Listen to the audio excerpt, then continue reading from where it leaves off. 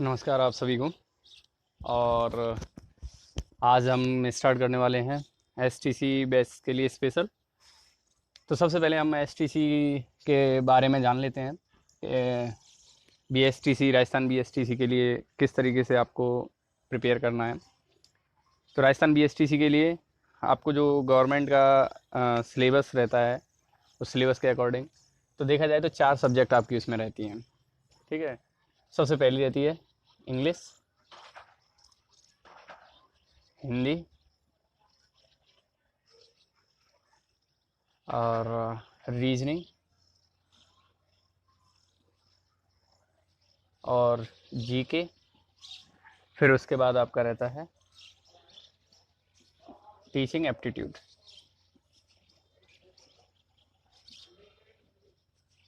Teaching aptitude. ठीक है। तो देखिए मैं आपको बता दूं, हर क्वेश्चन 200 क्वेश्चन आते हैं टोटल, जिनमें से हर क्वेश्चन आपका 3 नंबर का होगा।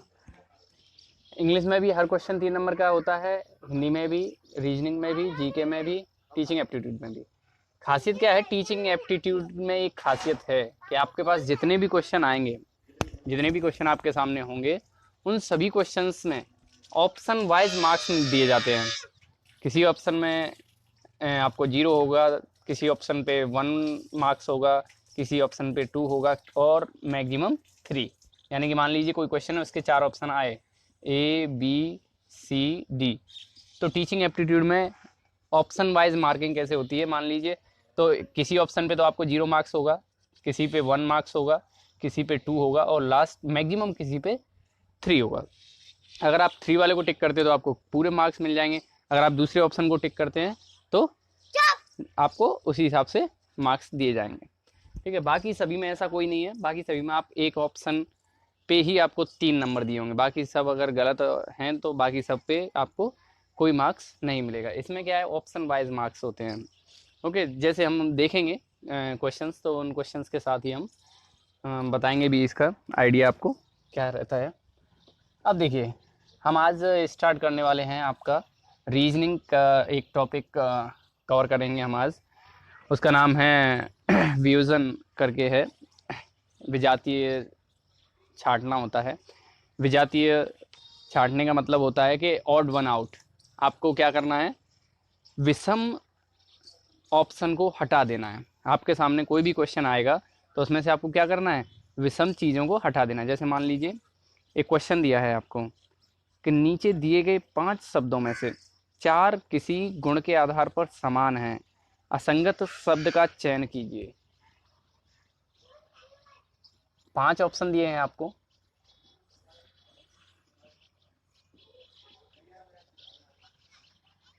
और उसने कहा है कि इनमें से 4 किसी गुण के आधार पर समान हैं, असंगत निकालना है आपको। अध्यापक, इंजीनियर,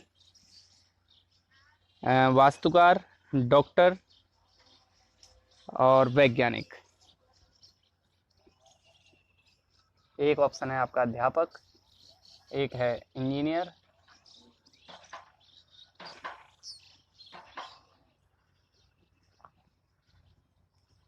ऑड वन आउट।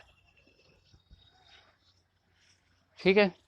विजातीय छांटना, इसे हिंदी में कहते हैं विजातीय छांटना। ये टॉपिक है अपना। तो दिया गया था आपको अध्यापक, इंजीनियर, वास्तुकार, डॉक्टर, वैज्ञानिक।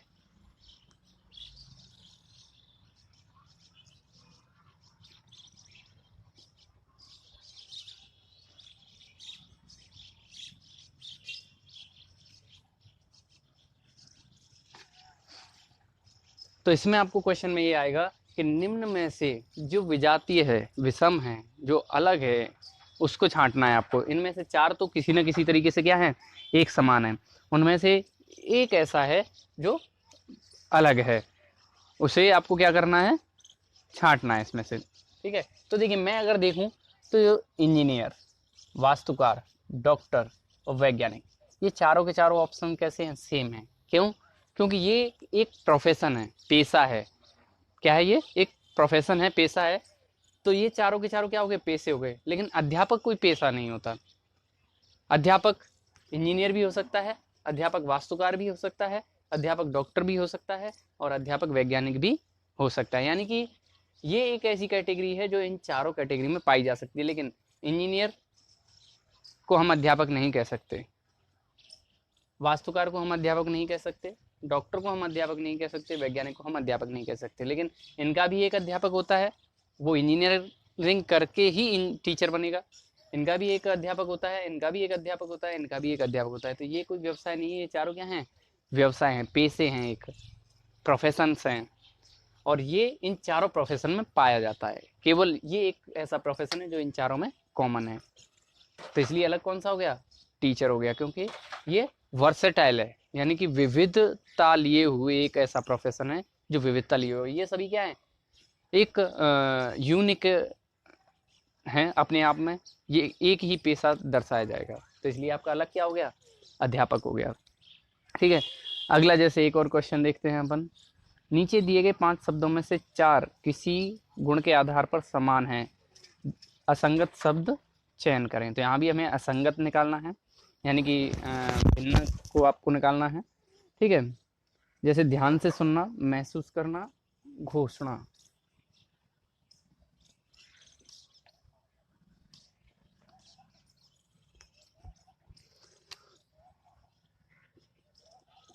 ध्यान से सुनना, महसूस करना, और है आपका सोचना, गाना और सुनना।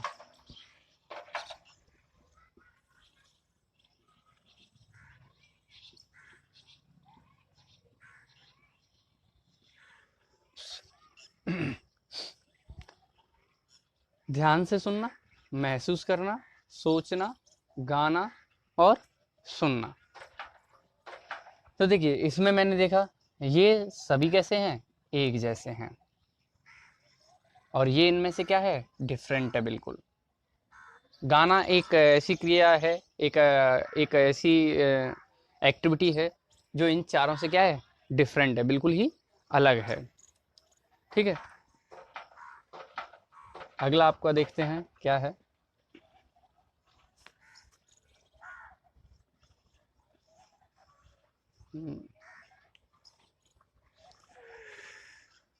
अगला देखिए, चिंता, गुस्सा, दुख, दुखी भावना। गुस्सा, दुख, दुखी भावना।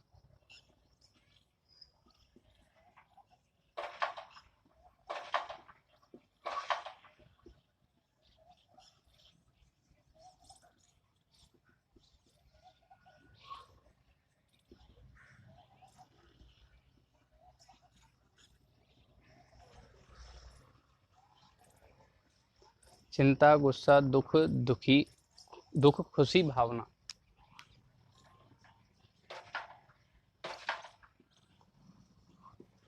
दुख, खुशी, भावना। तो देखिए अब मैं देखूं, चिंता, गुस्सा, दुख, खुशी, ये एक तरह की भावनाओं के नाम हैं, फीलिंग्स के नाम हैं, एक्सप्रेशंस। चिंता है, किसी को फील कर रहा है, कोई कोई गुस्सा फील कर रहा है, कोई दुख फील कर रहा है, कोई खुशी फील कर रहा है। ये एक पार्टिकुलर भावनाओं के नाम हैं, और ये सभी किस में आती हैं, इसमें आती हैं। तो ये सबसे क्या हो गया, अलग हो गया। ये भावनाएं हैं और ये भावना है। ठीक है, तो ये भावनाओं के नाम हैं और ये भावनाएं, तो अलग कौन हो गया, आपका भावना अलग हो गया। ठीक है, अगला है आपका 1, 4, 5, 6, 9। 1, 4, 5, 6, 9।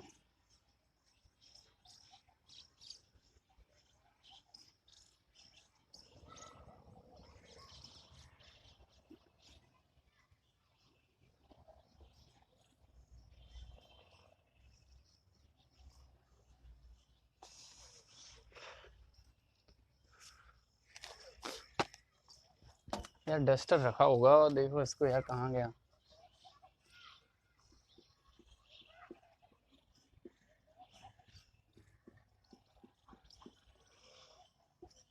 एक, 2 3 4 6, ये आ गया मान लीजिए 1 2 3 4 6।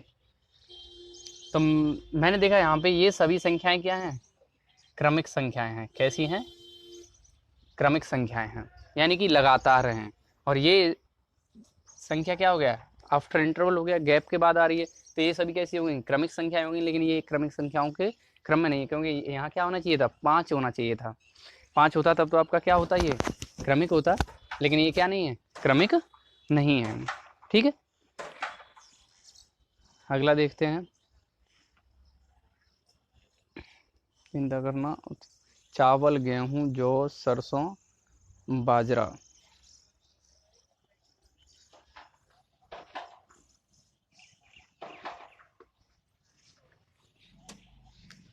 चावल, गेहूं, जौ, सरसों,